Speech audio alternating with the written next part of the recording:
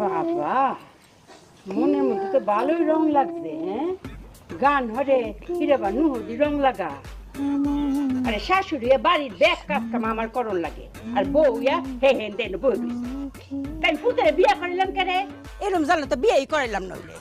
পুত্রের বিয়া করে আনছি, ঘরের কাজ কাম একটু সাহায্য করবো, তা না এমন বয়ে বয়ে খালি সাজ পোশাক সাজ পোশাক। আরে আল্লাহ, এটা সেগে গেল কোনো কথা। আম্মা কিছু করবেন?